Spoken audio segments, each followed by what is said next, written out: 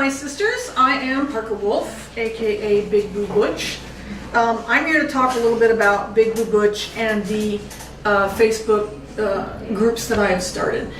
In 2013, when I first moved back to Illinois from Seattle, my friend of about a decade, Linda, was telling me that I should start a blog, because every time we would talk, I would go on these incredible rants about everything feminist related, and she would say, we need more butch voices out there, we need butch blogs, we need more lesbians out there telling us what's what. So she talked me into starting Big Boo Butch, and I wanted to just have it be me, but I was told by her and several other people, especially people like Leah Keith and Victoria, I forget her name, they told me to use a pseudonym, because using your real name was pretty dangerous. You could get doxxed, you could get in trouble, you could get hurt.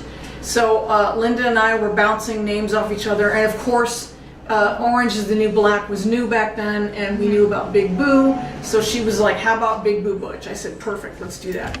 So I started Big Boo Butch, and every time she and I would talk, I would have another rant that I wanted to do, so I did it on Big Boo Butch.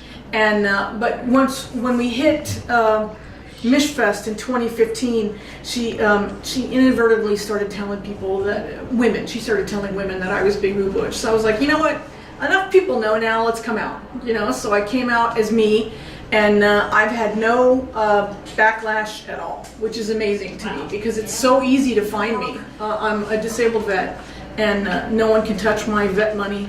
And my family really doesn't care, because they're all over my Facebook and they know what I have to say about all of this. So, there's really no harm that someone could do to me by doxing me. So I'm out and proud and, doing Big Boo Butch stuff.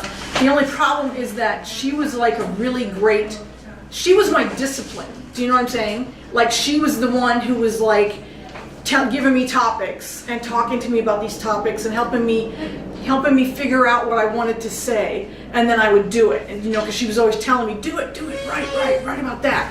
And now that she's no longer there doing that, I have like zero discipline.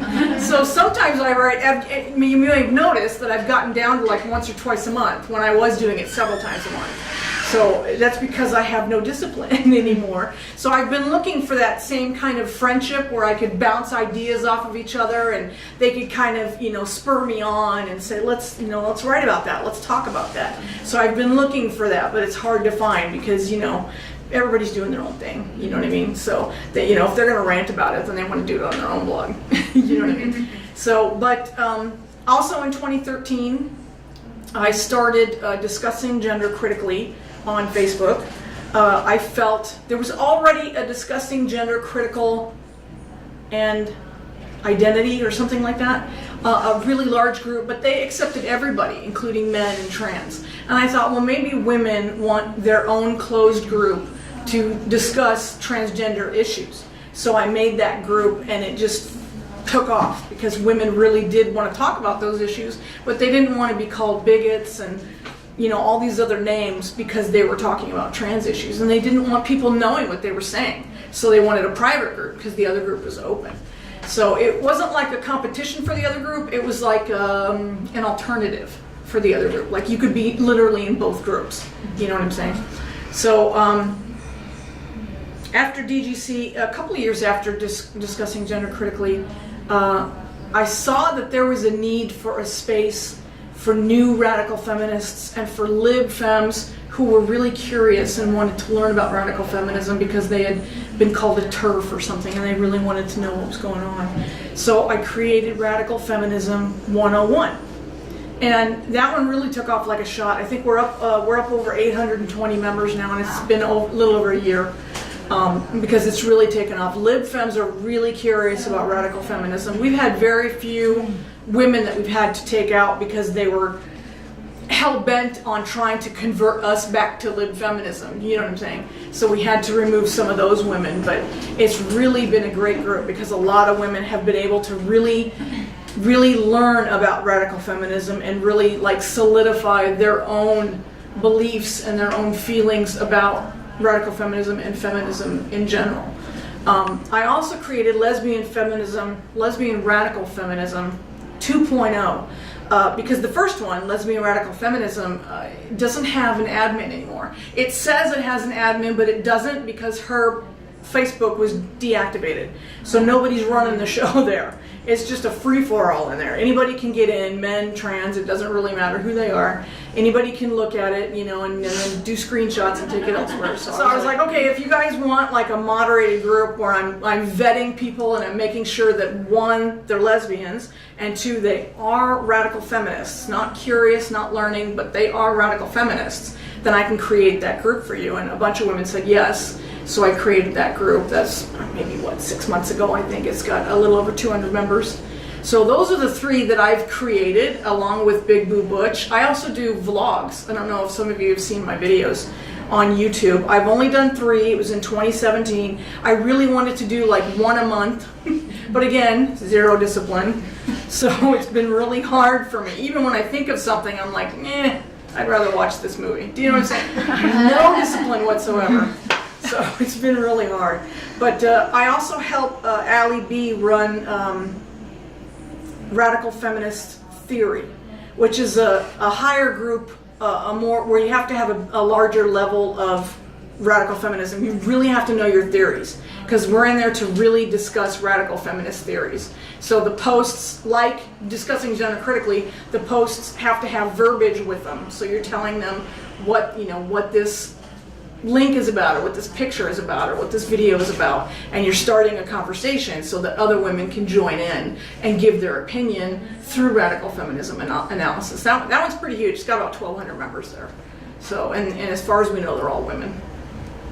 I do the vetting on that one too. I do the vetting on all 3. I was doing the vetting for Radical Feminist Forward too, that group, because they asked me to join them because they really loved the vetting that I did, because men don't get through me. I can see them. I can tell them. Especially because if they don't have a picture, I ask them for a selfie with a sign that has their Facebook name and the date on it. So they can't just send me some random picture off the internet. They have to send me a picture. So, if they're going to work really hard to get their girlfriend to do it, then there's nothing I can do about that. But, but that's how I can get them. Because the ones who get really mad about that, those are the ones who, probably a dude. Because they're mad about having to give that selfie. So, yeah. So I think I really went through that really fast. I am going to start... I started Big Boo Butch for trans issues, but then I kind of converted over to complete radical feminism. I was just a trans-critical feminist. What do they call that? Gender crit. I was a gender crit feminist, but I have now, once I hit Mishfest, I think Jenna was saying when she hit Mishfest, that's when she became a radical feminist. And I think that's what it was for me.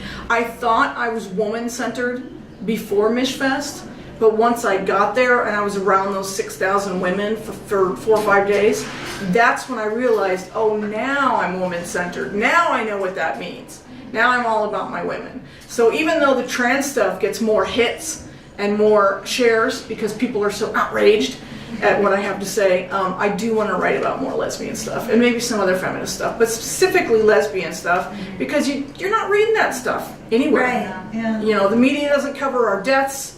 We had like 4 or 5 lesbians die in December 2017. They were all murdered. One was murdered by her son. Her son murdered her and her wife and their child. In one fell swoop. And that was like right around Christmas. And so I've been trying to keep track of women in the world, lesbians in the world who have been murdered. And so, it's because I really want to keep track of that, because I'm tired of transgenders saying that, there are more of us being killed than there are of women. No, they're not. That's not even if you control statistically, it's still wrong. I said someone said that to me the other day, and I said they're not even killed more times than the general population, let alone women. So no, it's not true. So, but that's all I got. Anybody got some questions? What's up? So I've tried to join like Facebook groups and like Discord groups and stuff like that, and I find that the ones that have a lot of members are just like, it's like impossible to really have like real conversations or make connections, because there's so many people in there, you forget who everybody is and who you talked to yesterday and all this. It's just really overwhelming. do you have experience, like, is there a way to, like, deal with that or manage that, or have you encountered that, and what do you do about it? To be honest, I really haven't, because, you know, in a group of like 800 people, you get maybe 60 or 80 that are really comment a lot. You know what I'm saying? And the rest of them are lurkers, just kind of reading. They're not ready to put their voice out there. You know, same thing for discussing gender critically. I have a lot of lurkers who just read, and a few people who really post a lot and comment a lot. And same thing in lesbian radical feminists. So it's not really a problem in my groups. I think it might be a problem in radical feminist theory, because there's 1,200 members there. So I think it might be a problem. It was definitely a problem in radical feminist forward, because that group had a lot of lesbophobia and a lot of comments, and it was a lot of back and forth between lesbians and het women, and it was really kind of drama filled, and they were having a hard time keeping track of that. They actually had to make little groups, you know, like a group of lesbians and a group of het women and a group of bi women, so that if they all saw something that was like lesbophobic or biphobic or whatever, they could get together and decide what they wanted to do, and then tell the moderators and let the moderators take care of People it. have a lot of time. Seriously, it really ruled my day. I was glad to leave, because it ruled my days and nights, man. I couldn't get anything done.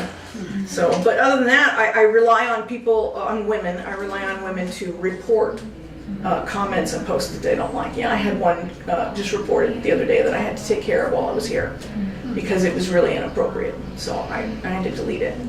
But yeah, it's really not that bad. I don't see it as a problem, to be honest. Anyone else? Yes. Do you ever have like any local meetups of people in some of your groups? No. I do have a local greet up myself. I belong to a radical feminist group that meets up here once a month, and we do consciousness raising, and then have a potluck and just chat about radical feminist stuff, you know. But I don't have that many people. I think Maiko is the only person who lives near me, so I don't have that many people, that many women that live near me, let alone women in my groups. So most of them are from other states and other countries. A lot of international stuff going on.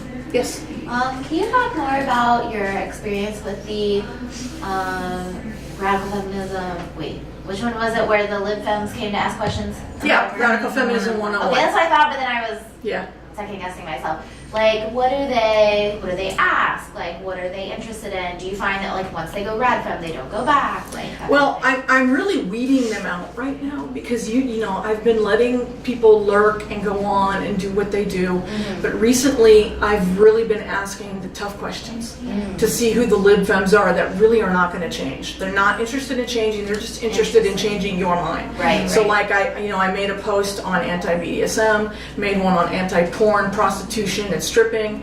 I had one. It was one woman, she had a sock. So in the BDSM post, she argued for it because she was a dominatrix. And then I ended up having to kick her out because she was acting crazy. And then she came back with her sock and started arguing about stripping being okay because she was also a stripper.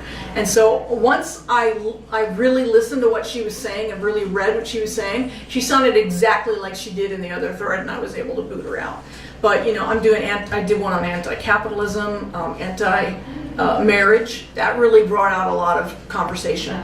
What's the compulsory heterosexuality? That brought out a lot of conversations too. So I'm really trying to get down to the nitty-gritty so that they understand that all radical feminists are gender critical, but not all gender critical feminists are radical feminists. You know, because you get conservative women who are anti-trans and they think that they can be rad femmes, but you know, they're conservative. They don't agree with us on anything else, mostly because they're probably anti-gay. What's a sock? Yeah, what's a A sock is a sock puppet. It's a fake name that a woman uses. It used to be used for trolling. You would troll under a fake name, but now it's used by a lot of radical feminists who can't use their real name. So they create a different name under a different Facebook with a different email, you know what I mean, so that they can join Facebook and kind of be stealth when they're talking about the radical feminism stuff. Would you recommend that for, Yes. I have friends who are like... Yes, I would. Okay. I totally recommend it for every woman who feels even the teeniest bit uncomfortable about speaking about this kind of thing in open. Because even though my groups are closed, they're still, you know... Part of Facebook. Yeah. Yeah. I don't trust Facebook at all. So yeah, use a sock. Different email. Make sure you use a different email. Yeah. Go to Gmail and make a fake one. I'm gonna I've got have like another Gmail one. I've got like 10 Gmail accounts. And I've got 2 Facebooks that I use, but they're both under my name because I don't care. But I have Parker Wolf and Parker L. Wolf, and I basically use one until it gets banned, and then I go flip over and use the other one until that gets banned, and then I flip over and I just go back and forth until one day maybe they're both going to be banned at the same time. Who knows? Is there a limit? I mean, that you're only banned for so long? Yeah, first you get banned for 24 hours, then I think you get banned for 2 or 3 days, then a week, And it can be up to a month. and then a month. Then you're up to 30 days, and that's the highest. And then once you hit 30 days, every time you get banned for another 30 days. So one of my names, my oldest name, it's been there since 2004. It's been banned for 30 days like 3 times now. So I'm trying not to use that one as much because anytime, any of the next bans between now and whenever, they could just delete my whole account and say, forget it, you're gone. What have you been banned for? Mainly trans stuff. Yeah. I'll say something that transgenders don't like, and they'll tell me that's against community standards. One was a lesbian thing. Thank you. One was a lesbian thing. I wrote about a young dyke who was on my Facebook, and she was a baby dyke, and we were talking about how it reminded me of when I was a baby dyke, and I used to ride a motorcycle, and I was just this cute little, thin baby dyke with a bowl cut haircut, and I think it was because I said the word dyke, because that's when women were getting banned for saying the word dyke. And I think because I said the word dyke, gone, and that was a 30-day ban right there. And is there can you appeal or? No, there's no appeal process. Oh wow. Not on Facebook. I hear there's one on Twitter. Okay. But yeah. Anyone else? Okay. We're done. Thank you. Thank you.